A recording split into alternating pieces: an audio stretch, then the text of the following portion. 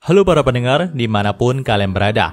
Balik lagi channel Garrett Christopher. Oke, dalam video kali ini kita akan kembali membahas tentang Outline Yusha Shokan ni Makikau Maratake Dowa Isekai Heiwa Desta. Dalam part sebelumnya, kita sudah mengetahui kalau Kaito mengalami banyak peristiwa, mulai dari kunjungan untuk menemui Funs, lalu ada juga kunjungan dari Noir yang merupakan ibu dari Luna Maria, dan terakhir nih ditutup dengan kencan bersama Anima. Dalam part kali ini, panel cerita pun dibuka di alam iblis, tepatnya berada di lembah kematian. Itu adalah daerah yang tandus teman-teman, yang tidak dihuni oleh siapapun, bahkan para iblis yang hidup di sana juga dilarang untuk mendatangi tempat tersebut. Karena memang tempat itu biasanya digunakan oleh 6 penguasa alam iblis untuk berkumpul atau latih tanding itu. Nah, tepat pada saat itu, 6 penguasa dunia iblis sedang berkumpul untuk merapatkan sesuatu. Maka dari itu kemarin nih, Alice minta izin kepada Kaito untuk pergi terlebih dahulu. Nah, di sini Kuro pun langsung membuka rapatnya ketika semuanya sudah berkumpul teman-teman. Namun ketika Kuro belum selesai membuka rapatnya, Alice itu sudah bicara kalau apa yang akan mereka rapatkan kali ini. Apakah mereka akan rapatkan tentang festival pahlawan yang akan terjadi sebentar lagi atau bagaimana? Karena memang dia itu ingin sekali buru-buru balik lagi ke mansionnya Lilia untuk menjaga Kaito. Mendengarkan hal itu membuat Lilywood angkat bicara nih. Jadi kalau semisal Alice diminta untuk memilih Kaito ataupun dunia ini, maka Alice milih yang mana gitu. Karena memang rapat tentang festival pahlawan itu juga kan sama aja dengan kepentingan dari dunia ini. Mendengarkan hal itu dengan gampangnya nih, Alice berkata kalau dia lebih mementingkan Kaito daripada dunia ini. Tentu hal itu membuat Kuro dan Lilywood langsung tepuk jidat mereka. Tapi terlepas dari itu semua, di sini Kuro pun berkata lagi, kalau memang yang akan mereka rapatkan kali ini bukanlah tentang festival pahlawan. Namun rapat kali ini juga sama pentingnya dengan festival pahlawan. Tentu, perkataan itu semakin membuat yang ada di sana jadi penasaran nih. Apa yang coba dirapatkan sama Kuro kali ini? Apakah terjadi masalah dalam dunia ini atau bagaimana? Nah, mendengar rasa penasaran dari yang lainnya, Kuro pun langsung berkata, kalau dunia iblis itu tidak memiliki festival sebesar festival pahlawan di dunia manusia. Jadi, dia pun ingin alam iblis atau dunia iblis punya festival yang sama besarnya juga dengan festival pahlawan. Karena dengan begitu, alam iblis bisa lebih berwarna lagi. Lagi pula, dengan adanya festival ini, mereka juga akan semakin mengakrabkan diri dengan semua makhluk di sini gitu. Mendengarkan hal itu semua pun jadi terkejut nih. Mereka nggak menyangka kalau Kuro mengumpulkan mereka ke sini karena hal tersebut. Namunnya ini sudah menjadi keinginan dari pemimpin mereka. Jadi ya kelima lainnya pun ikut-ikut aja. Nah, di sini nampaknya cuma Alice lah yang curiga nih kalau sebenarnya itu bukan tujuan asli Kuro. Dia tahu kalau Kuro bukanlah orang yang mau mengadakan festival dengan tujuan seperti itu. Nah, ketika mendengarkan kecurigaan itu, Kuro pun langsung menggembungkan pipinya dan berkata nih, kalau memang dia itu hanya ingin pergi kencan dengan Kaito dalam festival itu saja. Karena kalau mereka kencan di festival pahlawan, maka yang nantinya malah akan menimbulkan kehebohan di dunia manusia. Jadi dia pun berniat membuat festival yang isinya keluarga iblis mereka dan juga para iblis lain yang berpangkat tinggi saja. Dengan begitu, Kuro bisa dengan leluasa kencan sama Kaito. Tentu jika keputusan itu dari Kuro ya mau bagaimana lagi gitu. Lagi pula, tidak ada yang keberatan dengan rencana tersebut. Nah, nantinya, festival ini sendiri dinamai sebagai Festival 6 Raja Dunia Iblis. Lalu, yang akan bertanggung jawab atas penjualan dan pembentukan stand makanan dalam festival itu adalah Alice sendiri, teman-teman. Mengingat nih, 2 orang terkaya di atas Alice dalam alam iblis yaitu Kuro dan Isis itu nggak mau melakukannya. Lagi pula mereka juga nggak bisa gitu.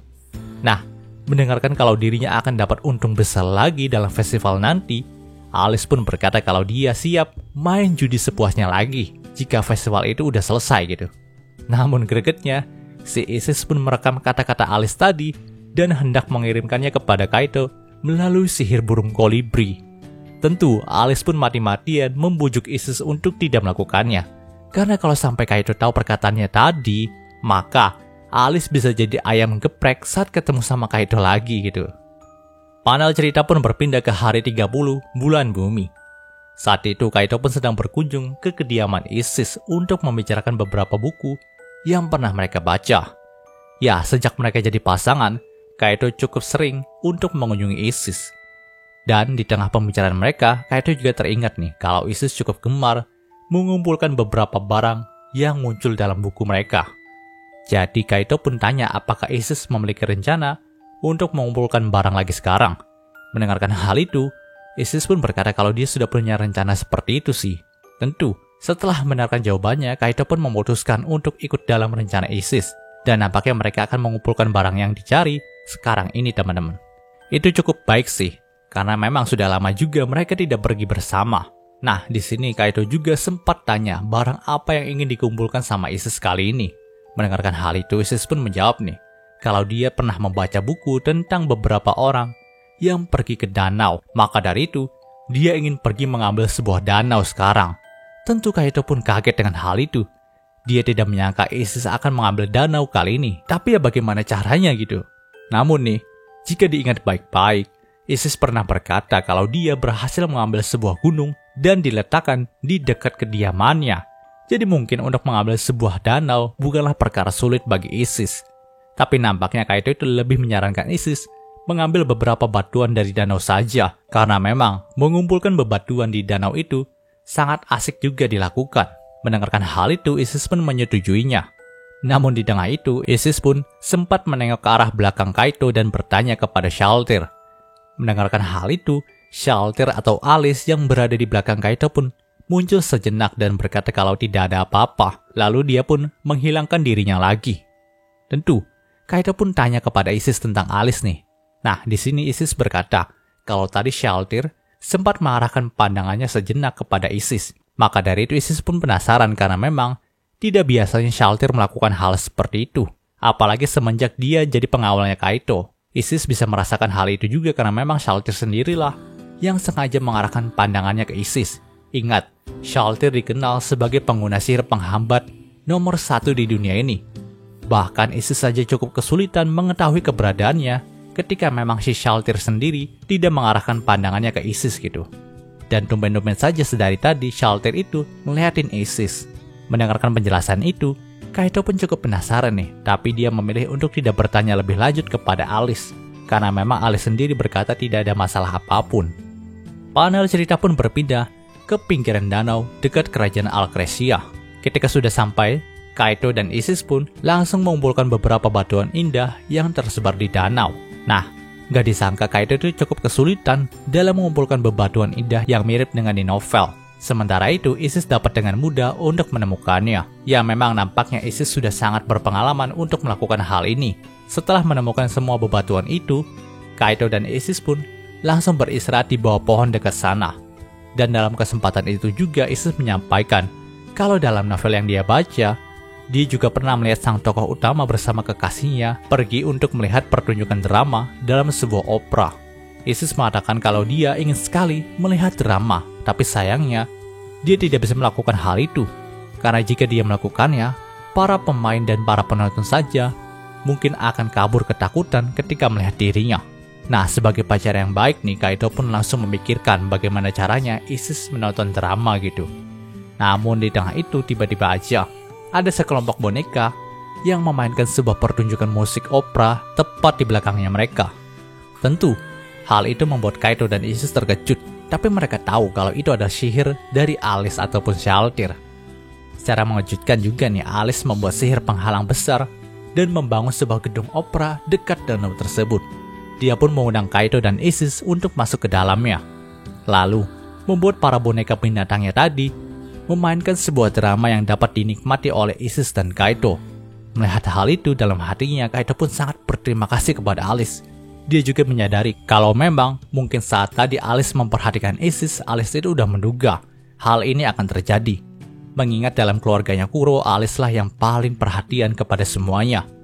Jadi dia bisa membaca keinginan Isis dengan mudah. Terlepas dari itu semua, akhirnya Isis dan Kaito pun bisa menikmati pertunjukan drama yang dibuat sama Alice. Dan kebetulan pertunjukan drama itu juga dibuat berdasarkan kisah dari Kaito dan Isis yang saling menjalin kasih. Nah, setelah drama itu selesai, Alice pun membalikan Kaito dan Isis ke tepi danau, sementara dirinya menghilang dari hadapan mereka. Nampaknya hari ini merupakan salah satu hari terbaik bagi Isis. Dia pun sangat senang, terutama kepada Alice dan Kaito yang telah membantu mewujudkan impiannya untuk menonton drama. Di sini Kaito pun ikut senang nih bila salah satu impian dari Isis terwujud lagi. Dia telah lama menderita dalam kesepian. Maka dari itulah, ini merupakan langkah yang bagus bagi Isis. Di saat itu juga Isis dan Kaito pun langsung berciuman di tepi danau tersebut. Panel cerita pun berpindah ke sudut pandang dari Alice. Saat itu Alice yang menyaksikan kalau Kaito dan Isis bahagia, ikut tersenyum juga nih di atas pohon seberang danau.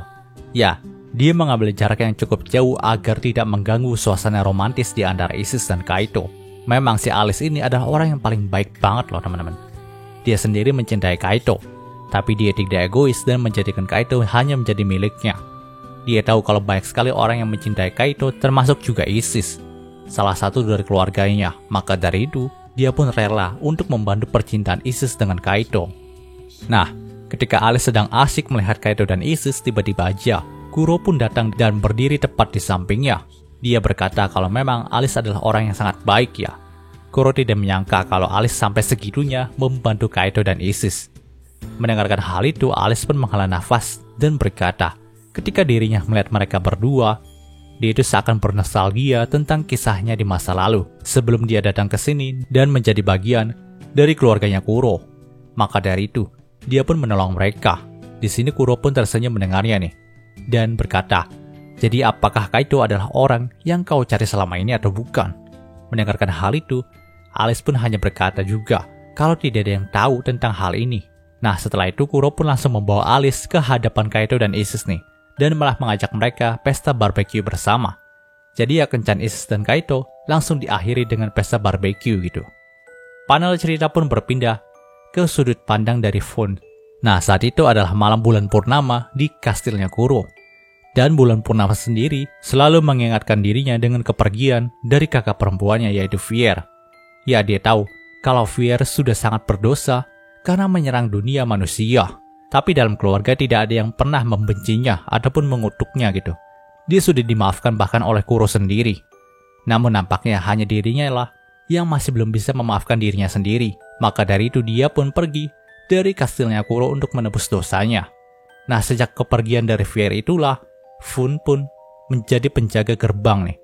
Dia tidak pernah tidur ataupun makan saat menjadi penjaga. Dia ingin menjadi pilar yang menjaga keluarganya ini hingga akhir. Dan dia juga sekaligus menantikan nih kepulangan dari Fier sendiri ke kastil ini. Dan cerita di part ini pun berakhir. Oke, muncul bahasan singkat untuk Yusha Shoukan-nya kali ini. Jika kalian suka video ini, jangan lupa untuk like, komen, dan juga subscribe dan juga share agar gue lebih semangat lagi dalam membuat video dalam channel ini. Terima kasih telah mendengarkan sampai detik ini. Gue Gary Christopher, signing off.